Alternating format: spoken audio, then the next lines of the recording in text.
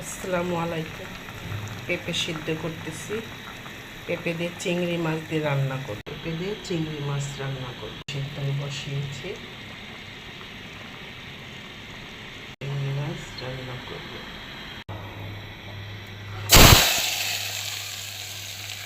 পেঁপে তরকারি বসাচ্ছি।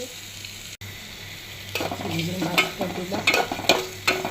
চিংড়ি মাছ পেঁয়াজের সাথে ভাজতেছি।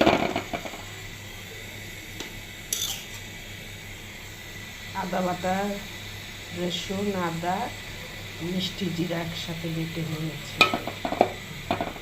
কোনো সাধারণ আদা বাটা না, এখানে অনেক কিছু আছে। আদা, রসুন, মিষ্টি জিরা, এই সাধারণ আদা বাটা না। 1-2 মিনিট করলাম। এটা দিয়ে ভেজে নেব। ভেজে শুধু হলুদ দিব, আর একটু কালারের জন্য শুকনো মরিচ দিতে পারি, এটা কোনো ব্যাপার না। কিন্তু যেহেতু পেঁপের মধ্যে হালকা ঝাল দিয়ে রান্না করা হয়, বেশি মশলা দেওয়া যায় না। আদা, রসুন, জিরা বাটা, মিষ্টি জিরা দিছি এখানে। একটু বেশি দিলে, আদা রসুনটা একটু বেশি দিলে ঝোলটা গাঢ় হয়। ওই যে পেঁপে, যেহেতু শুকনো মরিচ কম দেবো, অন্যান্য মশলা দেব না, সেহেতু এখানে এগুলোই দিয়েছি। লবণ দিচ্ছি। তো এটা আদা রসুন একটু বেশি দিতে হয়, তেলও পরিমাণ একটু বেশি দিতে হয়। তেল, এই হলুদ দিচ্ছি, আর সামান্য একটু মরিচ দিব কালারের জন্য। কিন্তু মরিচ না দিলেও কাঁচা মরিচ দিয়ে রান্না করলে ভালো লাগে। আমি মরিচটা দিব একটু কালারের জন্য, বেশি পরিমাণে দিয়ে ফেললাম, একটু কালারের সাথে দেবো, অন্য কিছু না। কষাও একটু,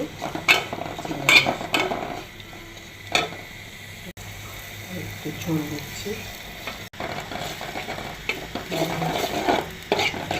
কষিয়ে কাশলে পেঁপে দিয়ে দেবো। বাইরের দুধটা দেখে এখানে পেঁপে দিয়ে দিচ্ছি।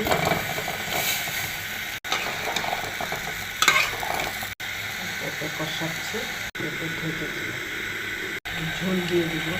আমি তরকারির মধ্যে অনেক ঝোল খাই, আমার ঝোল খেতে ভালো লাগে। ঝোলওয়ালা তরকারি ভালো লাগে, ঝোল খাইলাম। পেঁপেটা দিয়ে দিলাম, ঝোল দিয়ে দিলাম, ঢেকে দিলাম।